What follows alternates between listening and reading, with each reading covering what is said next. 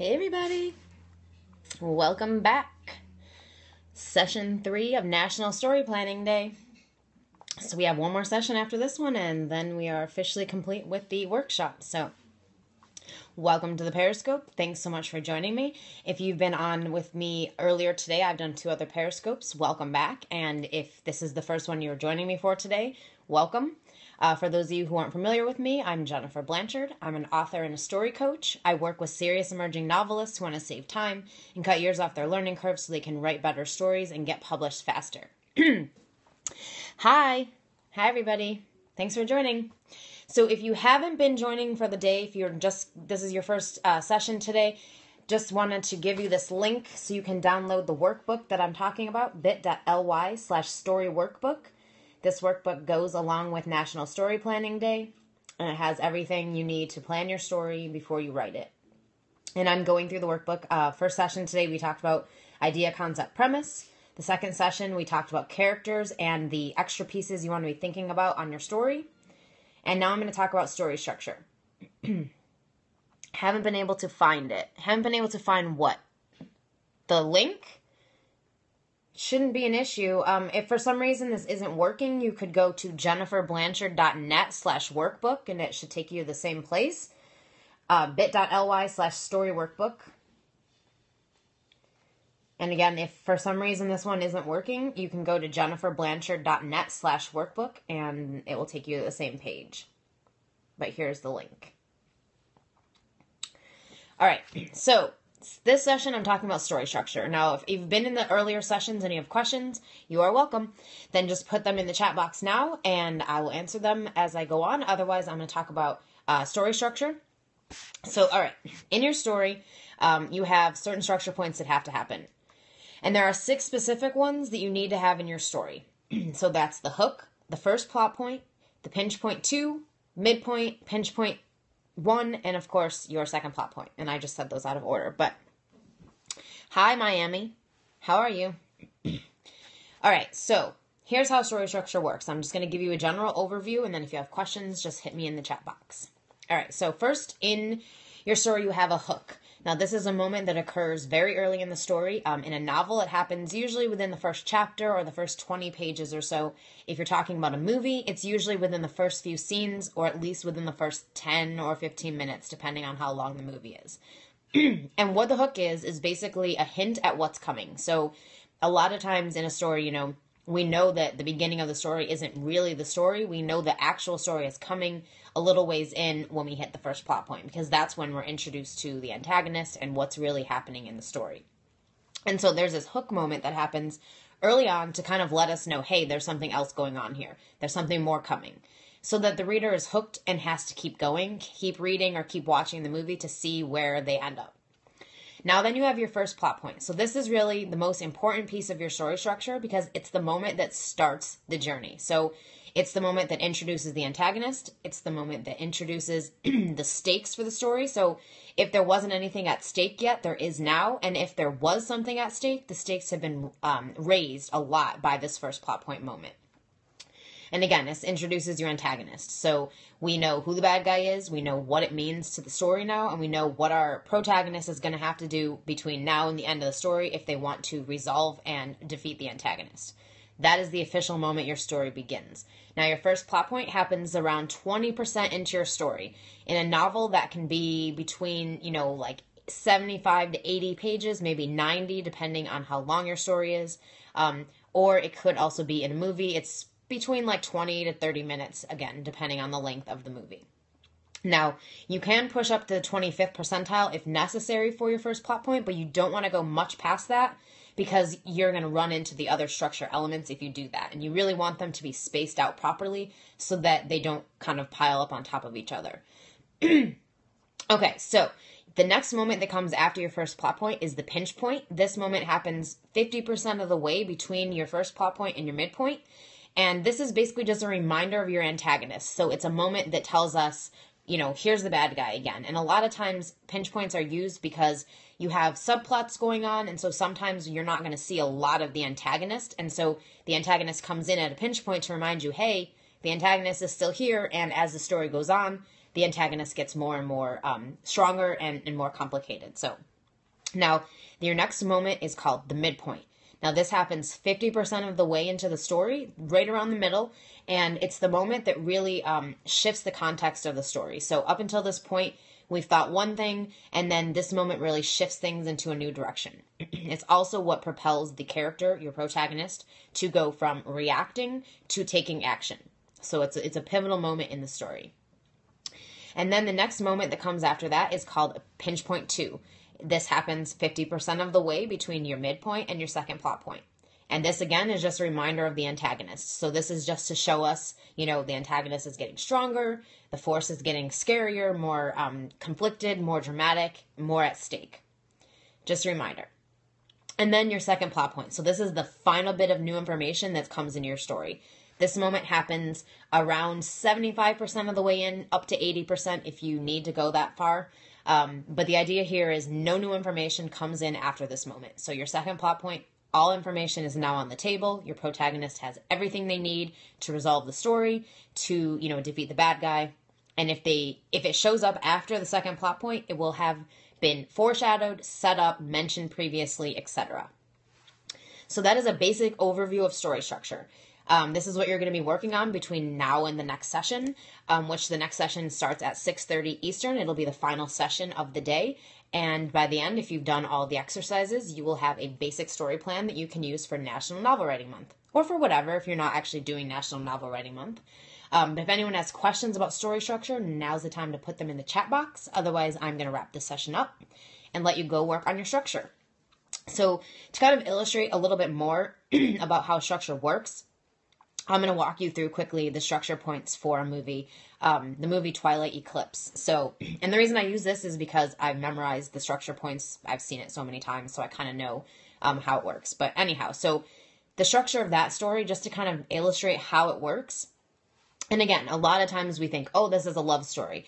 And while that's partially true, the love story is actually the subplot of this book or this movie in particular. So the first one was a love story. This one is more about something else, and the love story is just a major subplot. So your structure moments for this movie start like this. Your hook is the first scene in the movie. So that's when we see this guy coming out of this, restaurant or whatever. It's raining and he gets attacked. Now we don't know who's attacking him, but we unofficially know it's a vampire because obviously we've seen the movies and we know what's happening. But we don't know who he is yet.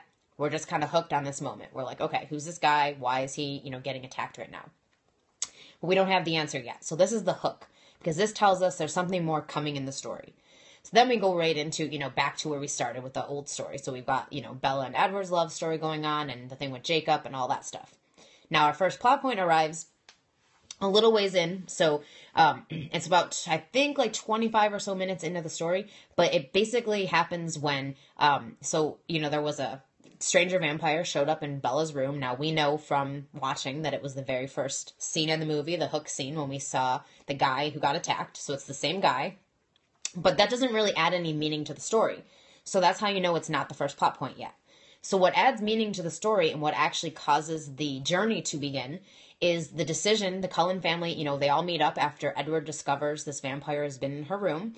And they meet up and decide we're going to go on protection detail. We're going to start protecting Bella. We're going to, get the wolves involved, all that stuff.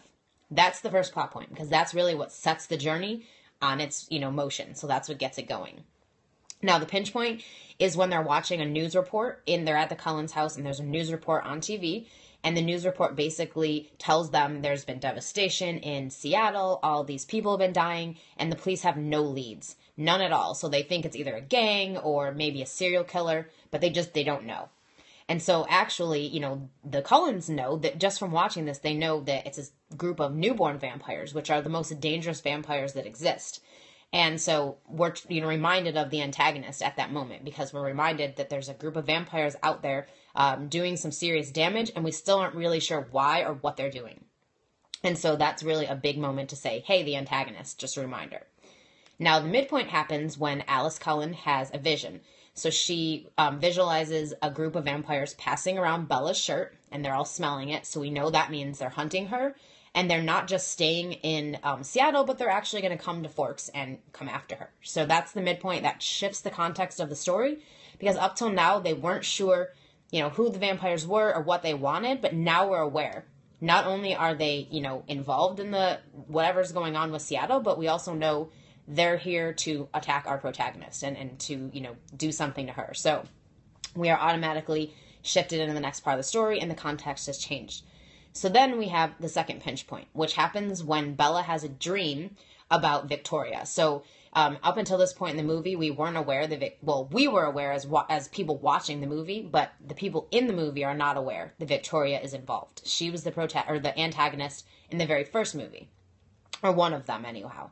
So at this moment, Bella has a dream. She dreams of her basically whispering to Jasper and giving him instructions on what to do.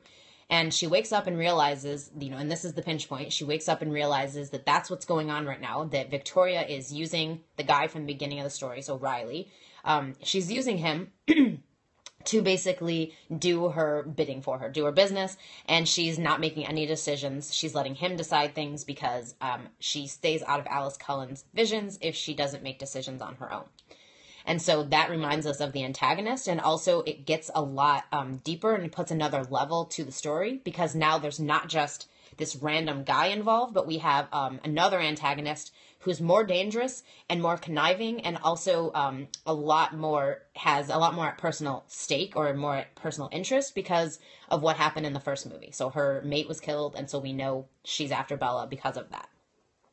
And then, of course, we have our second plot point. Now, this is one of my favorite moments in this movie because it really shows you the mission of the second plot point. So the second plot point happens when they're up on the mountain and Bella grabs a rock and cuts her arm. So she starts bleeding and distracts the vampires. Now, you can tell this is the second plot point because right before it, there's an all hope is lost lull. And what that means is it's that moment in the story where you think like, oh shit, this person is done for. Like they're never going to make it out alive. They're totally screwed. And this moment happens in pretty much every movie. Not every single movie, but most movies. So, and most stories really, not just movies. But there's this moment where you think this is over. There's no way they're getting out of here alive. There's no way they can overcome whatever's the problem. And then, boom, second plot point comes in, and we're automatically see that they're back to being the good, hero, ready to start taking action, ready to do whatever it takes to defeat the bad guy. And so, in this movie, the all hope is lost lull happens when we see that Victoria and Riley have gotten, they're fighting with Edward, and they get him in a headlock. So we know, as viewers of the movie and as people who've seen the series, that this is a moment of potential death. So if he gets his head chopped off, he's done. He's gone. They're going to kill him, and that's the end of it. And so we know that if he dies, that Bella is totally screwed because there's no way she can defeat two vampires against her. So that's that moment. All hope is lost. We're worried, is he going to die? Are they going to kill him? You're freaking out a little bit, but of course the protagonist never dies or rarely ever dies. And so something else is coming. That's your second plot point. So the second plot point happens right after that. It's when she remembers the story about the Indian woman who helped save the tribe by, sacrificing herself, basically. And so she grabs a rock and she cuts her arm. And then this distracts the vampires long enough that Edward can break free and keep fighting. So that's your second plot point. And so that is basically how story structure works. And of course, when you have subplots going through, the subplots don't actually have to tie into the core structure because the core structure is just for your main core story. And then the rest happens around it. So if anyone has questions about story structure, put them in the chat box now. Otherwise, I'm going to wrap up this session and let you go work on your story structure. And I'll be back at 6:30 p.m. Eastern to do the last session for today, which is going to be all about your scenes. So coming up with a scene list that you need. And that's going to be the end of story planning for the day. So again, last chance for questions. Otherwise, I will wrap this up and I will see you in the next session. And for anybody who's been doing all of the sessions, thank you so much for joining me today. I'm super excited to have you involved. And this is the first time I've ever tried anything like this as far as doing, 4 sessions in one day with a workbook and all that stuff. So I've definitely learned some lessons on timing and how to kind of make this work better. And so the next time I do this, I think it'll be even better than it already has been today. So, and if you're just joining and you don't have the workbook, you can go to this link right here, bit.ly/storyworkbook. And it will take you to the page where you can sign up to get a free copy of the workbook. So, plan your story out. And this is perfect for National Novel Writing Month, which is starting next Sunday. Amazingly, I can't believe it's already going to be November 1st. But I'm pretty excited because I'm writing this year. So, but anyhow, bit.ly/storyworkbook. All right, I'm wrapping up this session. I will be back at 6:30 p.m. Eastern for the final session, and I will catch you then. Bye.